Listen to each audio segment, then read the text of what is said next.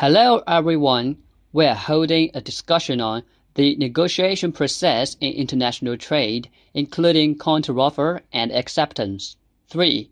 Counteroffer. Counteroffer, also known as a bid or price. In legal terms, it is called a counteroffer, refers to the situation where the offeree does not agree or fully agrees with the various conditions proposed by the offerer and proposes modifications that the original offerer should consider. It can be seen that counteroffer is a response to adding, restricting, or making other changes to the offer conditions. If the response of the offeree substantially changes the conditions of the offer, it constitutes a refusal of the offer, and its legal consequences negates the original offer. The original offer becomes invalid, and the offeree is no longer bound by it. In addition, expressing conditional acceptance of the offer is also a form of counteroffer.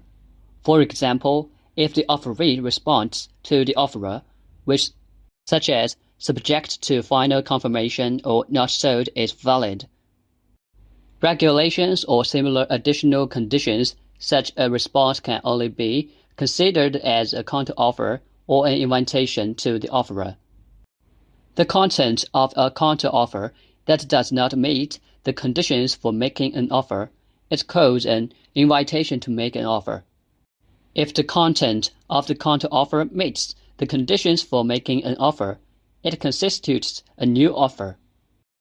Therefore, an offer becomes invalid after being counteroffered by the offerer without the consent of the original offer, and the offerer may not change their mind or accept the original offer again. 4. Acceptance. 1. The meaning of acceptance. Acceptance, legally known as a commitment, refers to during the validity period of the offer. The offeree, through a statement or activity, agreed to the various trading conditions proposed in the offer and their willingness to enter into a transaction or contract with the other party in accordance with these conditions. The essence of acceptance is to express agreement with the offer. Acceptance, like offering, is both a commercial and a legal act. The significant legal consequence of acceptance is the completion of the transaction and the formation of the contract. To express acceptance, using terms such as accept, agree, and confirm, without repeatedly listing the transaction conditions agreed upon by both parties. It is common practice in business, however, sometimes due to large transaction amounts, or frequent negotiation letters and telegrams, in order to avoid errors and misunderstandings. When expressing acceptance, the offeree can restate the final agreed upon transaction terms. 2. Essential conditions for legally valid acceptance. 1. Acceptance must be made by a specific recipient. As mentioned earlier, an effective offer is made to one or more specific individuals. So, only specific individuals can accept the offer. If a third party learns through some means that an offer was not made to them, and expresses acceptance to the offerer, such acceptance cannot be considered valid. The offerer is not bound and can only be regarded as a new offer made by a third party to the original offerer. The original offerer agrees to accept it, otherwise the contract cannot be established. 2. Acceptance must be clearly stated. The acceptance of the offeree must be clearly expressed to the offerer in some way. According to the provisions of the Convention, the offeree's acceptance of the offer can be expressed either orally or in writing, by making a declaration to the offeree or through other practical actions. 1. To make a statement, that is, to express agreement to the offerer in oral or written form. This is the most commonly used notation in international trade. 2. Represented by behavior, such as an importer making an offer to an exporter, where the offer is clear and meets the exporter's requirements. The exporter immediately ships the goods upon receiving the offer, which constitutes a de facto acceptance. If the offeree receiving it does not take any action to respond to the offer, but only remains silent, it cannot be considered as an acceptance of the offer. However, if silence or inaction combined with other factors is sufficient to convince the other party that silence or inaction is a form of consent, it can constitute acceptance. For example, if there is an agreement between the parties to the transaction or in accordance with established customs and practices. The silence of the offeree can also constitute acceptance. 3. Acceptance must comply with the offer conditions. According to traditional legal rules, the offeree must give unconditional consent to an offer, meaning that the accepted content must be strictly consistent with the various trading conditions of the other party's offer. Any addition, modification or restriction, which is legally referred to as conditional acceptance, cannot be considered a valid acceptance, but rather a rejection of the offer and constitutes a counteroffer. However, in the actual business of international trade, when the offeree expresses acceptance, they often make certain additions, changes, or restrictions to the offer. For this reason, the Convention categorizes changes to offer conditions into substantive and non-substantive changes. Any price for goods, payment, quality and quantity, delivery location and time, scope of compensation liability or dispute resolution, addition or change to the transaction terms.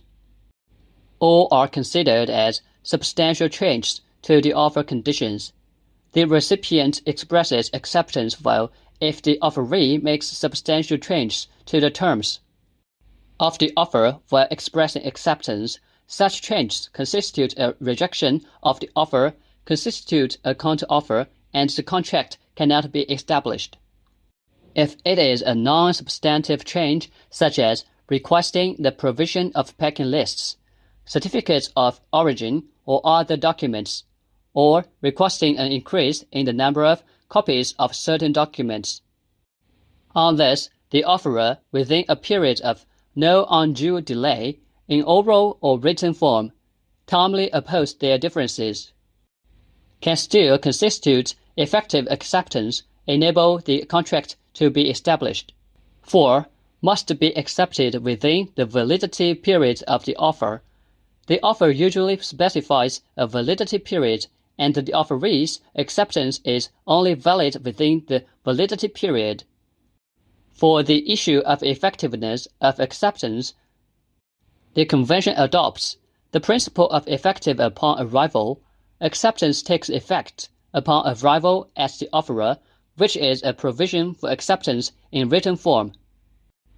When the offer specifies a time limit for acceptance, the offeree must make the acceptance within the time limit specified in the offer.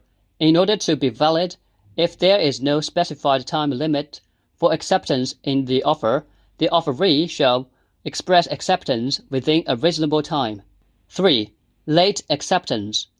Late acceptance, also known as late acceptance, refers to the acceptance notice not being delivered to the offerer within the validity period specified in the offer, or not being delivered to the offerer within a reasonable time, without a specified time limit. The laws of various countries generally consider overdue acceptance invalid, and it can only be regarded as a new offer, which needs to be confirmed by the original offerer before the transaction can be established. Convention stipulates that as long as the offerer notifies the offeree orally or in writing without delay that the delayed acceptance is valid, the contract can still be concluded when the acceptance notice is delivered to the offerer.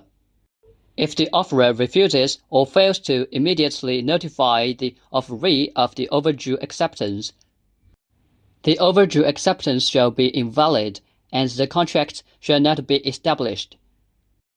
In addition, the Convention also stipulates that if a letter or other written document containing an overdue acceptance shows that, according to the circumstances of dispatch at the time, as long as the transmission is normal and can be delivered to the offerer in a timely manner, the overdue acceptance shall be valid and the contract shall be concluded when the acceptance notice is delivered to the offerer, unless the offerer promptly notifies the offeree in writing orally that their offer is invalid due to delayed acceptance. 4. Accepted withdrawal. According to general practice and legal regulations, acceptance shall take effect upon communication to the offerer. Therefore, before the acceptance notice is delivered to the offerer, the offeree may withdraw the acceptance at any time, which prevents the acceptance from taking effect, but only if the withdrawal notice reaches the offerer before or at the same time as the acceptance notice. Once the acceptance notice reaches the offerer, it cannot be revoked, because once the acceptance takes effect, the contract is established. If revocation is to be made, it's essentially a breach of contract. 5. Accept the issues that should be noted. 1. We accept the issues that should be noted. 1. Before accepting, it is necessary to analyze in detail the true meaning of the other party's offer, accurately identify whether it is an offer or an inquiry, and avoid being caught in a passive situation. 2. Careful verification should be carried out on the correspondence or negotiation records of the negotiations. Only when it is confirmed that the various transaction conditions proposed by the other party are clear, complete, and without reservation will they be accepted. 3. Acceptance should be made within the validity period of the other party's offer or counteroffer, and the relevant time calculation regulations should be strictly followed. 2. Issues to be noted when foreign customers accept. 1. Carefully analyze whether customer acceptance is effective or conditional. If it is the former, the transaction is concluded. If it is the latter, if it constitutes a substantial change, it is a counteroffer, and we should decide whether to continue the transaction negotiation based on our business intention. 2. Adhere to the principle of honoring contracts and keeping promises. As long as the other party accepts the validity, even if there are unfavorable changes to our side, such as price fluctuations or exchange rate changes, we should still enter into a contract to maintain our reputation.